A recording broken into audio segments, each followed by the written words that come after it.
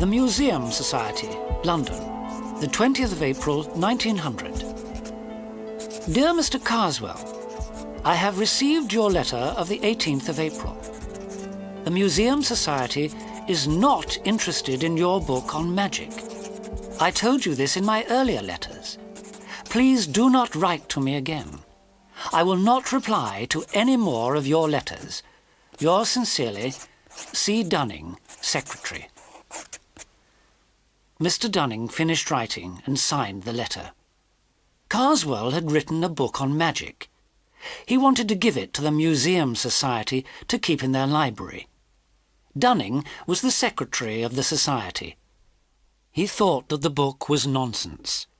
He did not want Carswell's book in the Museum Society library. 2 days later, Dunning was going home on a tram. He was tired. He looked at the advertisements in the tram. Advertisements for soap, chocolate, and biscuits. There was a strange notice opposite him. It was written in large blue letters. In memory of John Harrington, died the 18th of September, 1899. He was given 3 months to live. Dunning touched it. It was part of the window. It was inside the glass of the window. Dunning looked again. The notice had disappeared. The next day he was walking along Piccadilly. A man came up to Dunning and gave him a piece of paper. Dunning suddenly felt cold. He looked at the piece of paper. There was a name on it. The name was written in large blue letters. Harrington. Dunning did not have time to read any more. The man took the paper out of Dunning's hand and ran away. He disappeared into the crowd. Dunning was surprised. Dunning went into the British Museum reading room and sat down at a desk. He took some papers out of his briefcase and started to read. A large man with a round face walked past the desk. He knocked Dunning's papers onto the floor. "I am very sorry," he said, and picked up the papers. He handed the papers to Dunning and said, "These are yours, I believe." Dunning was angry. "Yes, thank you, sir," he said, and took the papers. He suddenly felt cold. The man with the round face gave an evil smile. He left the reading room quickly. Dunning felt unwell and decided to go home. Mr. Farrer, a friend of Dunning, came across the room. "Are you feeling all right?" he asked.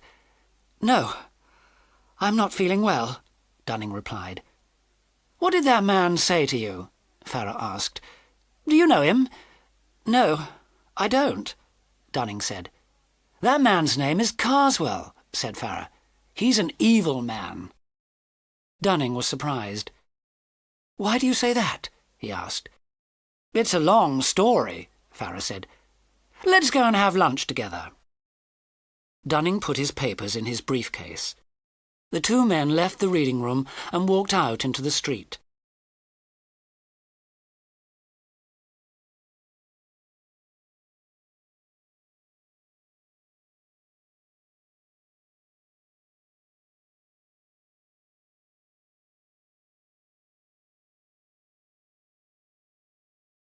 Dunning soon felt better. As they were eating lunch, Farrer told Dunning about Carswell. "I live near Mr. Carswell," he said. "Carswell owns a big house with a park called Lufford Abbey. The village children often played in the park. Carswell didn't like children playing in the park. He chased them from the park many times, but they always came back. One day, Carswell invited all the village children to a tea party. The schoolmaster was very surprised. He took the children to Lufford Abbey after school. Carswell gave a film show. The first film showed a wolf with long teeth and sharp claws. Carswell made horrible animal noises, and the younger children started to cry. Then there was a film about a small boy in a park. It was Lufford Abbey Park, where the children liked to play. The boy was followed by a horrible white creature. The boy ran away, but the white creature caught the boy and ate him. The children were all very frightened. The children's parents were very angry with the schoolmaster and with Carswell, Farrar went on. But Carswell got what he wanted. No children play in Lufford Abbey Park any more. "How horrible," said Dunning.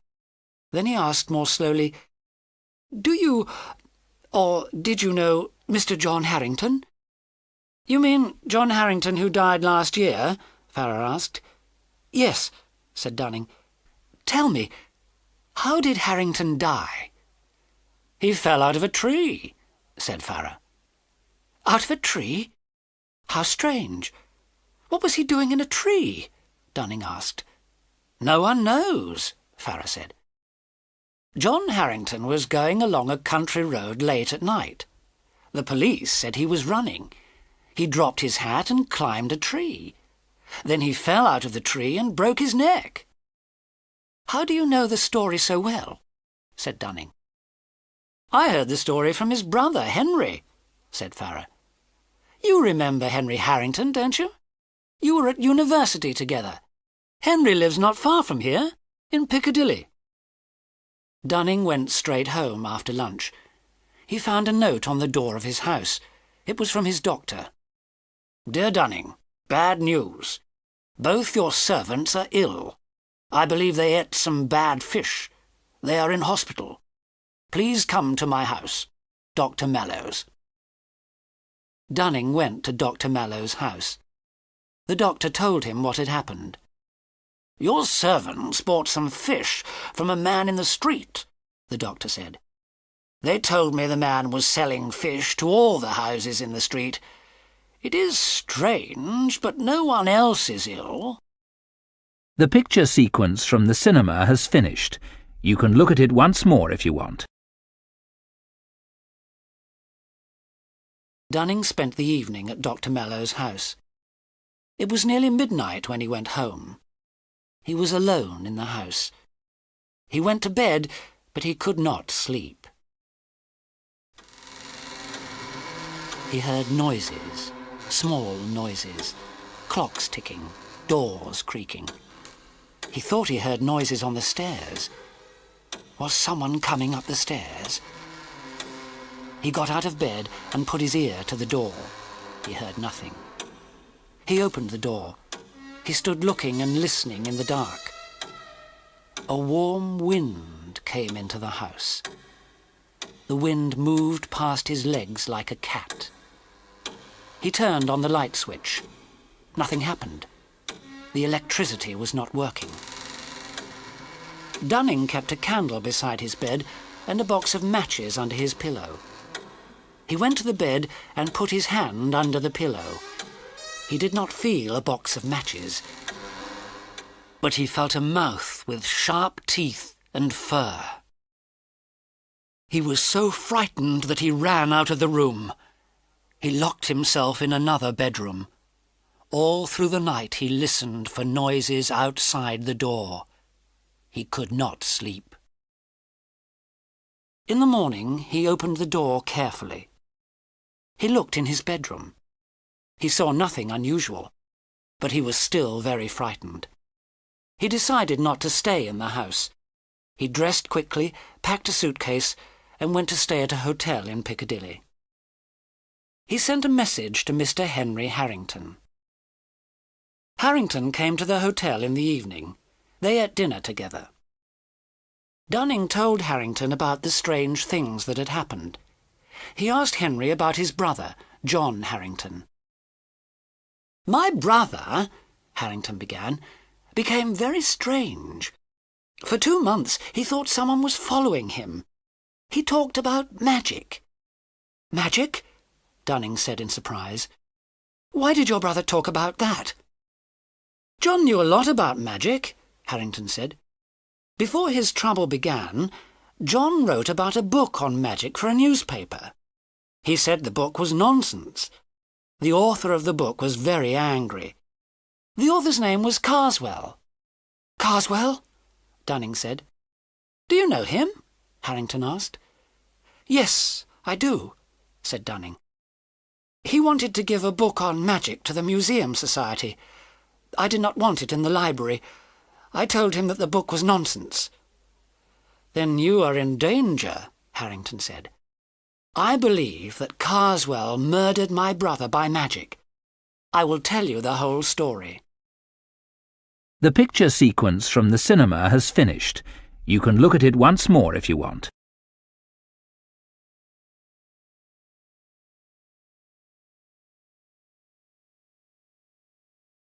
The two men finished eating. They sat drinking brandy and smoking cigars. Carswell was very angry because John had said the book was nonsense, Henry Harrington went on. Then one evening, something strange happened. John went to a concert. He dropped his program. A man picked it up and gave it back to him. When John came home, he opened the program. There was a piece of paper inside. Strange red and black letters were written on the paper. John showed it to me. This happened last June, Henry Harrington said. The weather was so cold that we had a fire burning. We were looking at the paper when suddenly the door blew open. A warm wind blew into the room. The piece of paper was blown into the fire. It was completely burnt in a moment. A warm wind? On a cold night? Dunning said. Yes, I remember it clearly, said Harrington. It was like something coming into the room.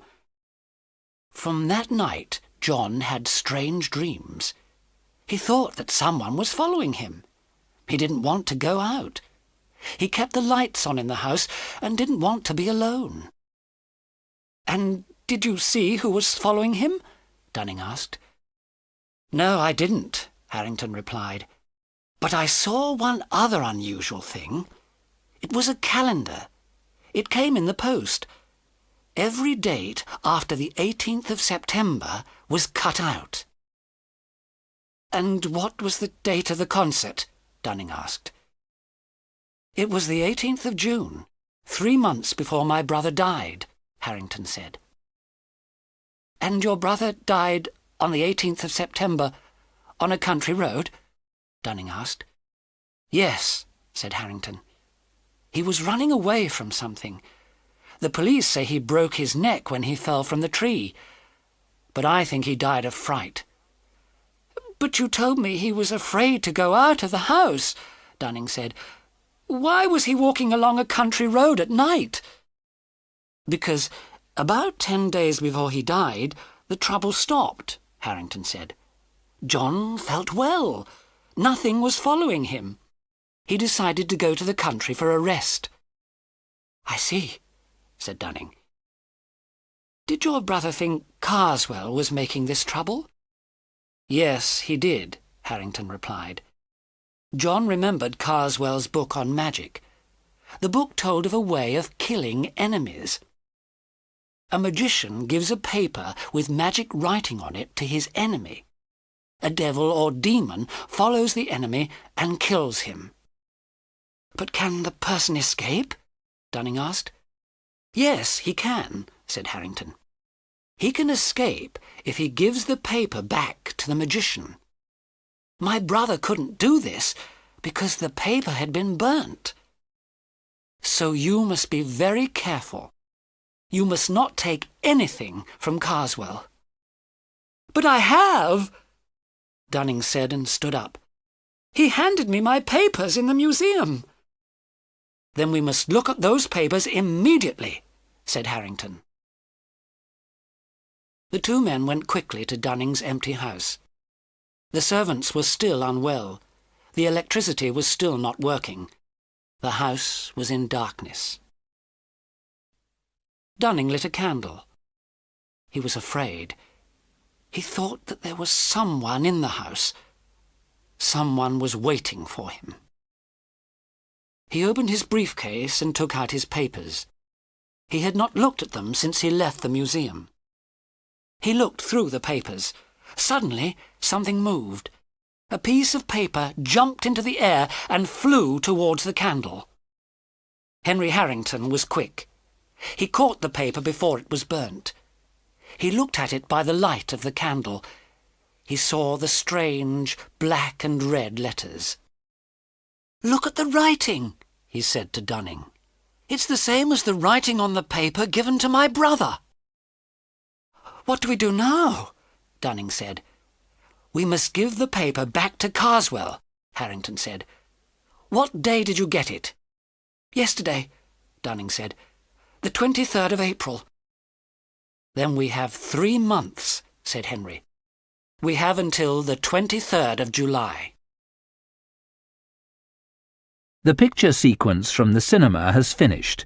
You can look at it once more if you want.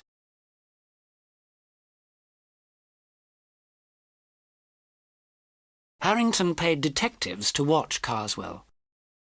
Carswell was in Lufford Abbey. He never came out. The problem was how to get into Lufford Abbey, or how to get Carswell out. There was no way of getting in. No visitors ever came to Lufford Abbey. They tried to get Carswell out of Lufford Abbey. They sent invitations to Carswell. They put other people's names on the invitations. They invited Carswell to dinners and to meetings. Carswell refused all the invitations. He never left Lufford Abbey.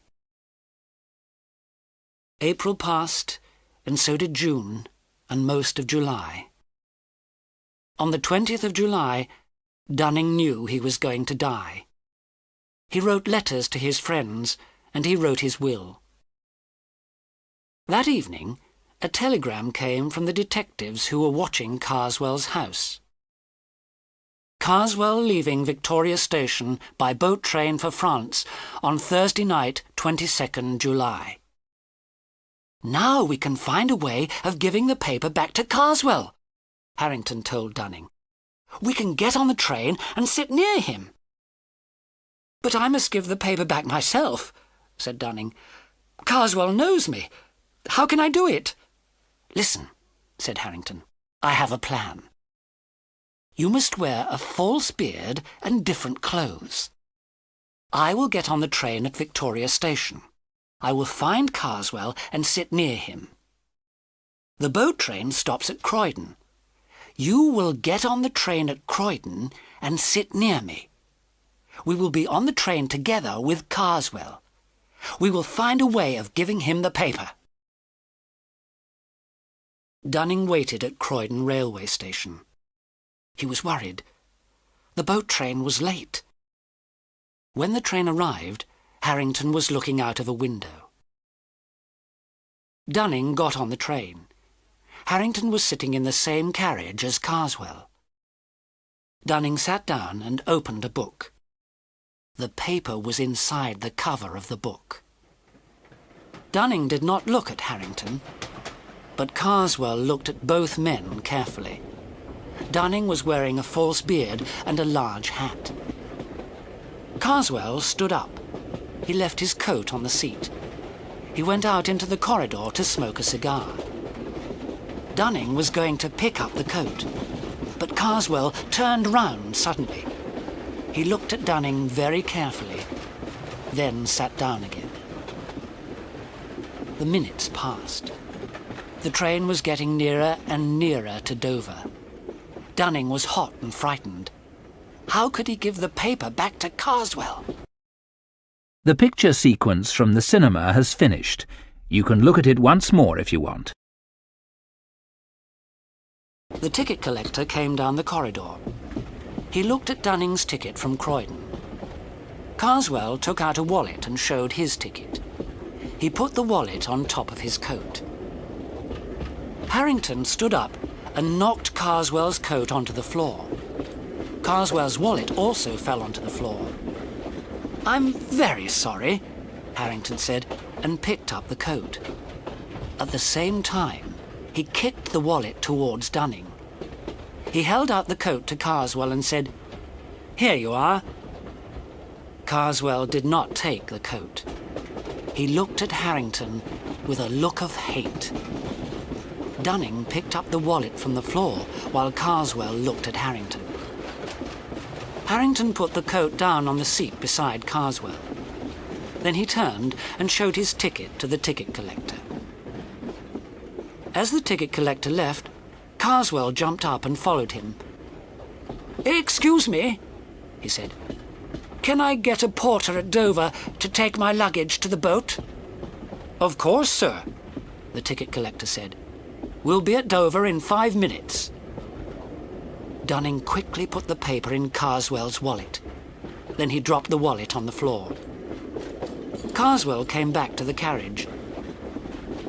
"Is this yours, sir?" Dunning asked, picking up the wallet. Carswell looked at the wallet in Dunning's hand. "Thank you very much," he said, and he took the wallet.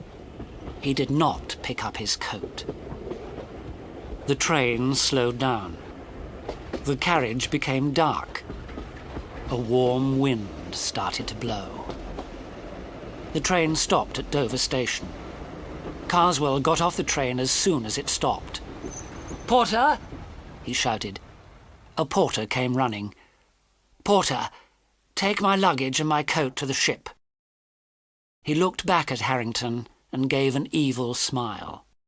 Then he walked towards the boat. Dunning and Harrington waited on the platform of the station. The porter took Carswell's luggage to the boat.